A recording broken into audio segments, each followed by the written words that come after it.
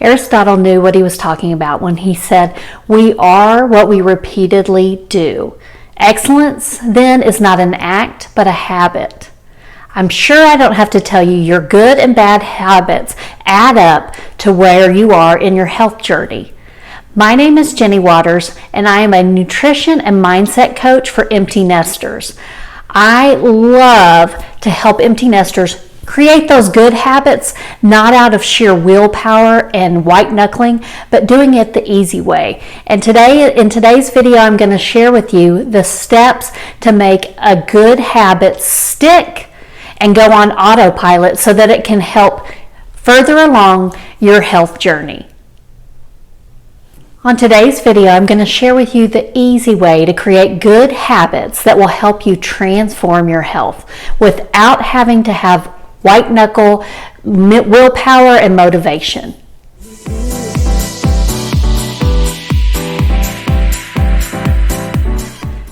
Now, my background is I got my degree in mechanical engineering, so I have always really loved processes and routines. So I have been studying habit formation for years, and I love to apply it to health. But the first mistake a lot of people do is trying to overhaul all their habits at once. My suggestion to you is to pick one area, whether it be food, exercise, sleep, or self-care to manage stress. Pick one habit and start there. So now that you have your habit that you're going to work on, whether it be nutrition, sleep, exercise, or self-care, then I want you to break it down into a small habit that you can do in less than 15 minutes, something that's so small you can commit to doing it every day. Easy, no-brainer, you know you can do it. It's not going to be hard to convince yourself to do it. This could be like, I'm going to eat a clean breakfast every day, or I can walk for 5 minutes each day. You could commit to a certain bedtime every night to improve your sleep. Or for self-care, you could commit to 5 minutes of just controlling your breath and focusing on it and releasing some of the stress of the day. You'll know if you need to break it down to even a smaller habit if it becomes of a struggle. You want it to be so easy that you can say, oh, of course I can get this done. There's no excuse for not being able to walk for 5 minutes, or there's no excuse for not eating that one healthy meal a day. You want it so easy that you can keep your commitment to yourself. When you set the bar really low, some days you're going to feel like doing more, and that's great. But some days that bare minimum is all you can do, and that's going to keep going with that consistency. And that consistency builds that momentum you want to create that good habit. The next step is I want you to think about habits that you already have throughout your day. Do you brew your coffee in the morning? Do you brush your teeth? Do you turn on the shower and wait for the hot water to heat up? Do you go and check the mail every day? Do you put dishes in the sink? All these like little steps throughout the day. Think of some of those routines you already have in place that you do without even thinking, and then connect your new healthy habit to that. If you're trying to drink more water, while the coffee's brewing, have a cup of water ready to go, and you just automatically do it. You connect those two habits to make it a no-brainer to follow through. As you're developing this habit, I love to use sticky notes.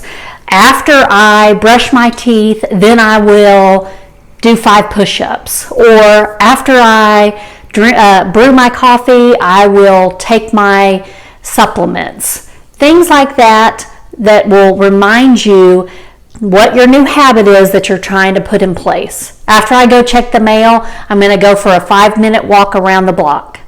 Things like that are going to help anchor in that new habit with the old habit that's already in place.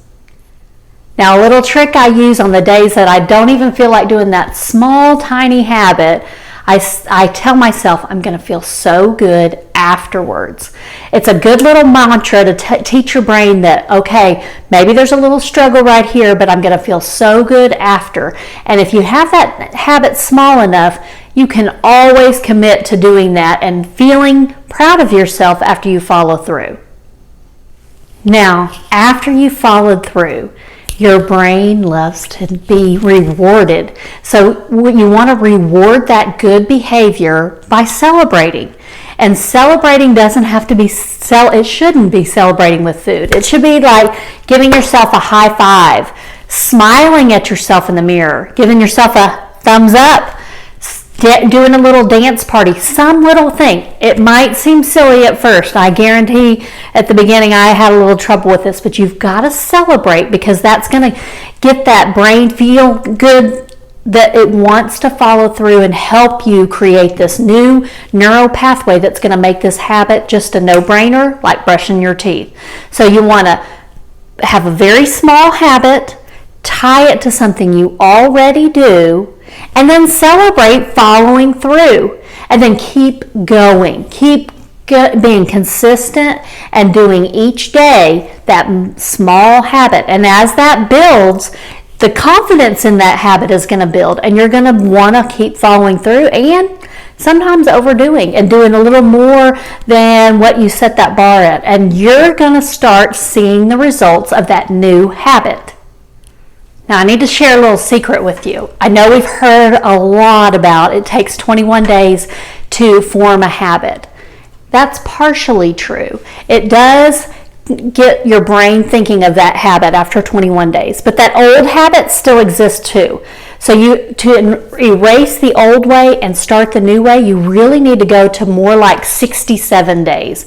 Studies have shown that's when the old habit is erased and the new habit has formed that neural pathway that makes it easy to go on autopilot. And that consistency builds that momentum to get you to that 67 days. You want to really commit to it. 3 months, and that habit can be anchored in. And it's just so easy. And as you look back, you're like, oh, I don't even think about that old way, because this is just part of how I do things. I know it's hard to start a new healthy habit. And we've all been kind of dreading things that we think are going to be hard. But doing this new habit creation the easier way is going to show you that you can transform every area of your health, your exercise, your sleep, your self-care, and most importantly, your nutrition. As you have success with this one small habit of creating that consistency, and it just becomes a second nature to you, then you can start working on other areas and building new habits. And the more you build up on those healthy habits, the more your health transforms. And you don't have to accept that aging means slowing down, having inflammation and chronic illness. You can age the amazing way. Be sure to like this video if you got value out of it, and let me know in the comments what small habit you're going to start today. I'm here to support you in your health transformation so you can be active and fully enjoy this empty nest stage of life. Don't forget to hit subscribe for more empty nest, mindset, and nutrition videos.